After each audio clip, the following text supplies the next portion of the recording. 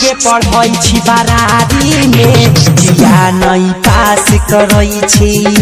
छौरी गे पढ़ै छी बारारी में किया नहीं पास करै छी आवे छही बारारिया घुमाई छी बजरिया तू कवन क्लास करै छी गे कवन क्लास करै छी बुची गे पढ़ै छी बारारी में तू कवन क्लास करै छी बुची गे पढ़ै छी बारारी में किए नहीं पास करै छी आवे छही बजरिया घुमाई छी बजरिया तू कवन क्लास करै छी गे कवन क्लास करै छी छौरी गे पढ़ै छी बारारी में किया नहीं पास करै छी छौरी गे पढ़ै छी बारारी में किया नहीं पास करै छी कंचन राज मुजफ्फरपुर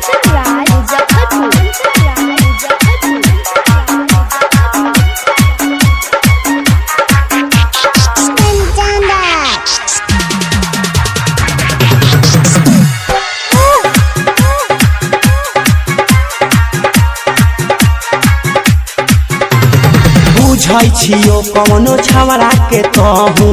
रखले छहिला भारावा गेला हाँ फिजिक्स केमिस्ट्री मैथ बायोलॉजी पढ़ै छी तू सागरवा गे पापा के अपन पगरी माई के गाँव नगरी तू सगरे नाश करै छी गे सगरो नाश करै छी छौरी गे पढ़ै छी बारारी में किया नहीं पास करै छी बुची गे पढ़ै छी बारारी में किया नहीं पास करै छी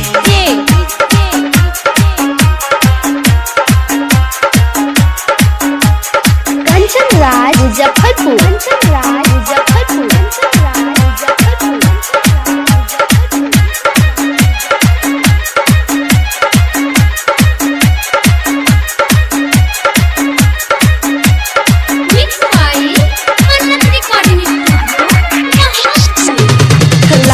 बिहारी संगे घूमै छही समीर होटल रतिया में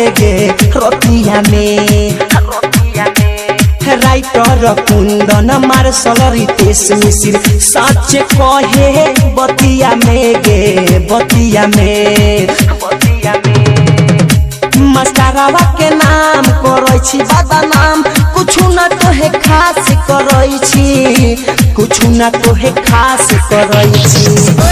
छौरी गे पढ़ै छी बारारी में किए नहीं पास करै छी बुची गे पढ़ै छी बारारी में किए नहीं पास करै छी आवे छही बारारिया घुमाई छी बजरिया तू कवन क्लास करै छी गे कवन क्लास करै छी